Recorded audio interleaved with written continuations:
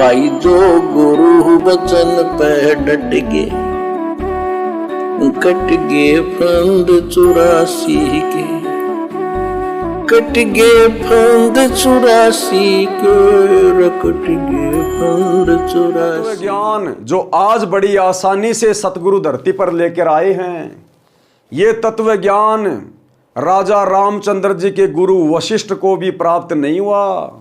वो भी इस काल के ओम नाम का भजन करके और वो भी अपने जीवन को बर्बाद करके चला गया। श्री रामचंद्र जी को भी ये तत्वदर्शी संत प्राप्त नहीं हुआ, तत्व ज्ञान प्राप्त नहीं हुआ। वो भी ओम नाम का जाप करके अपने जीवन को नरक बना के चला गया, 84 लाख योनियों का भागी बना।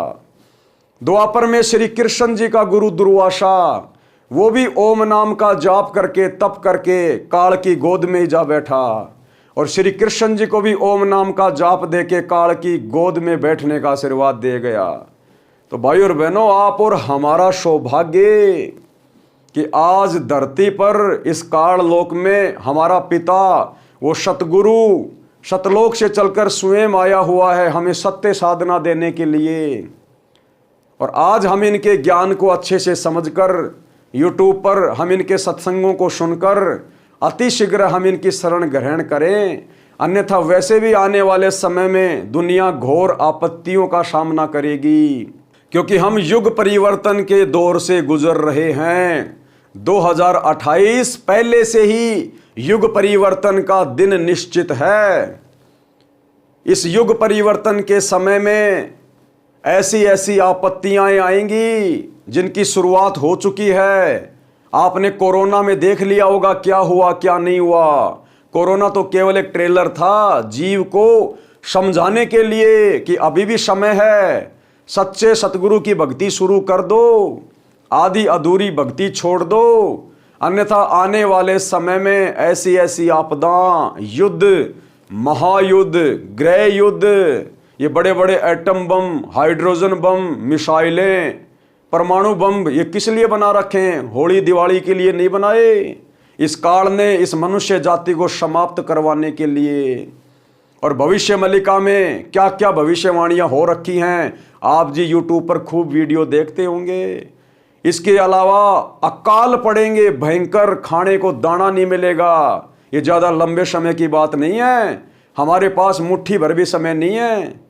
यानी 2028 में ये समस्याएं आनी है, उससे पहले कहीं पर कोई महामारी आएगी, कोई वायरस आएगा, सरकारें हिल जाएंगी, देश के देश डामाडोल हो जाएंगे, भूख से आदमी बिलखेगा, तड़पेगा। और यदि आप उससे पहले सतगुरु के ज्ञान को समझकर इनकी शरण ग्रहण कर लेंगे, क्योंकि सतगुरु धरती पर आया इसलिए है, सतगुरु को पता है कि युग परिवर्तन का दौर है पृथ्वी पर और मेरी आत्माएं बहुत ज़्यादा कष्ट उठाएंगी। क्यों ना उससे पहले जाकर मैं उनको समझाऊं, मैं उनको ज्ञान दूं और अपनी शरण में ले लूं। यदि आत्मा मेरी शरण में आ जाएगी तो उस भयंकर समय में भी मैं अपनी आत्माओं को हर प्रकार से राहत दूंगा, मदद करूंगा, उनको भूखा नहीं मरने दूंगा, दर दर की ठोकर नहीं खाने दूंगा, उनकी अकाल मौत नहीं होने दूंगा। क्योंकि सतगुरु इस काल से असंख्य गुना ज्यादा समृद्ध शक्ति होती है। तो क्या कह रहे हैं परमात्मा कि सतयुग में, द्वापर में, त्रेता युग में जो बड़े बड़े ऋषि महात्मा जिनके लाखों साल की उम्र होती थी, जंगल में जाके तपस्या करते थे, उनकी आंखों के ये पलकों के बाल ये जमीन को छू जाते थे, शरीर के ऊपर मिट्टी चढ़ जाती थी, हजारों साल बैठे रहते थे साधना में। कहते हैं वो भी अंत में सच्चे सतगुरु की खोज ना करके, सच्चे सतगुरु की भक्ति ना करके और इस काल तक की भक्ति करके, तपस्या करके, वो भी अंत में उस काल के मुंह में गए, 84 लाख योनियों में गए, इतनी कठोर साधना करके भी। और आप और हमें तो ना जंगल में जाना, ना किसी गुफा में जाना, ना ऊपर को पैर, ना नीचे को सिर करना। आप और हमें तो सतगुरु ने घर में रहकर और एक मंत्र जाप की साधना दी है और बुराइयों से बचने की शिक्षा दी है। हमारा तो इसी में उन ऋषि महात्माओं से लाखों गुना उत्तम साधना बन जाएगी घर बैठे बैठे। तो भाई कितना सस्ता सौदा लेकर भक्ति का सतगुरु आया है। एक बार ज्ञान सुनना शुरू करो सतगुरु रामपाल जी का। ये ना देखो ये कहाँ बैठे हैं, ये क्या कर रहे हैं। संतों के अपने खेल होते हैं, संतों की अपनी लीला होती है। अगर संतों को हम इतना जल्दी समझ जाएं तो फिर हम ना संत हो जाएं, फिर संत को सतलोक से चलकर आने की भला क्या जरूरत पड़ी। तो संतों की अपनी लीलाएं, अपने खेल होते हैं और संतों की पहचान उसके ज्ञान से होती है। और इस काल ने इस समय धरती पर लाखों संत पैदा कर दिए, नकली पाखंडी, ताकि दुनिया उस असली संत को ना पहचान ले और नकली संतों के कारनामे देखकर सुनकर ये सोचे कि सारे संत एक जैसे ही होते हैं। अरे भैया, अगर किसी औरत का पति बलात्कार के केस में जेल चला जाए तो सभी औरतों के पति बलात्कारी नहीं होते।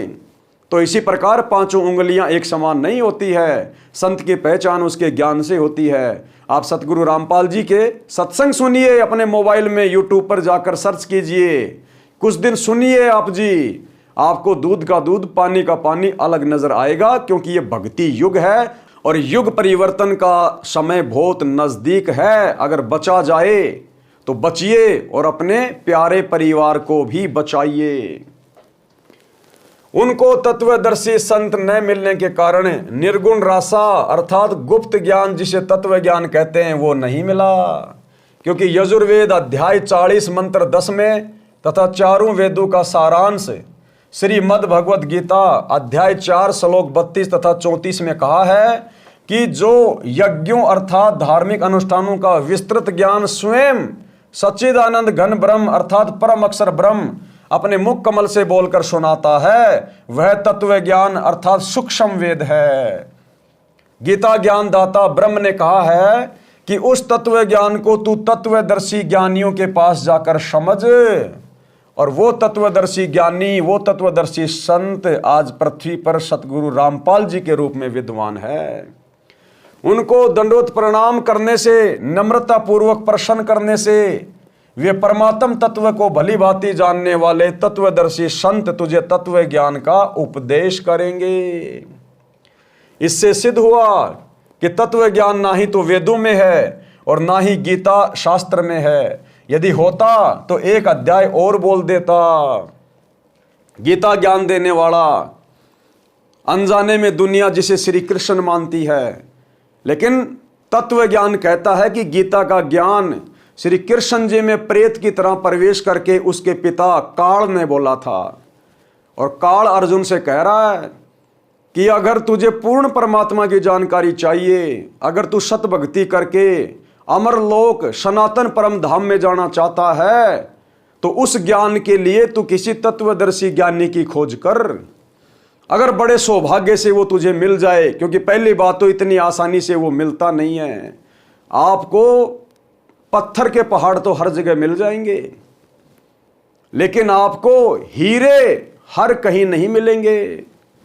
आपको झाड़ बोजड़े, ये कंटीले पेड़ और झाड़ियों के वृक्ष तो हर जगह मिल जाएंगे, लेकिन आम के पौधे आपको हर जगह नहीं मिलेंगे। तो काल ब्रह्म कह रहा है अर्जुन से कि अगर तेरी किस्मत से तुझे वो तत्वदर्शी संत मिल जाए तो नम्रता पूर्वक उसके सामने जाकर आधीन भाव से दंडोत प्रणाम कर, लंबा लेटकर जमीन पर, और उससे ज्ञान की भीख मांग। तब तुझे वो तत्वदर्शी संत परमात्म ज्ञान का उपदेश करेंगे और उनसे दीक्षा लेकर फिर तू अपना आत्म कल्याण करा।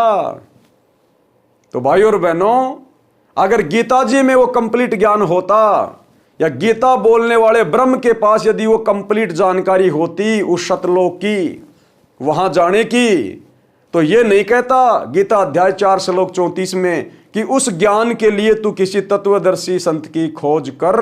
अगर पता होता तो वो खुद ना बता देता अर्जुन को। तो ये विचारणीय पॉइंट है। ये गीता शास्त्र, ये वेद आज तक किसी भी धर्म गुरु ने खोल खोल के नहीं बताए, केवल रट्टा मारा उन श्लोकों का तोते की तरह संस्कृत में, और हमने मान लिया कि महात्मा जी एक नंबर के ज्ञानी हैं।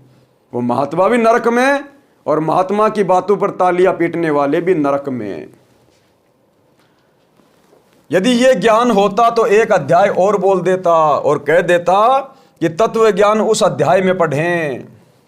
संत गरीबदास जी ने मन के बहाने मानव शरीरधारी प्राणियों को समझाया है कि वह निर्गुण राशा अर्थात तत्व ज्ञान न मिलने के कारण काल ब्रह्म की साधना करके आप जी करोड़ों जन्मों में राजा बने, फिर भी मन की इच्छा समाप्त नहीं हुई, क्योंकि राजा सोचता है कि स्वर्ग में सुख है, यहाँ राज में कोई सुख चैन नहीं है, शांति नहीं। जो गुरु बचन पे डट गे, कट गे फंद 84 के, कट गे फंद 84 के, कट गे फंद 84 के।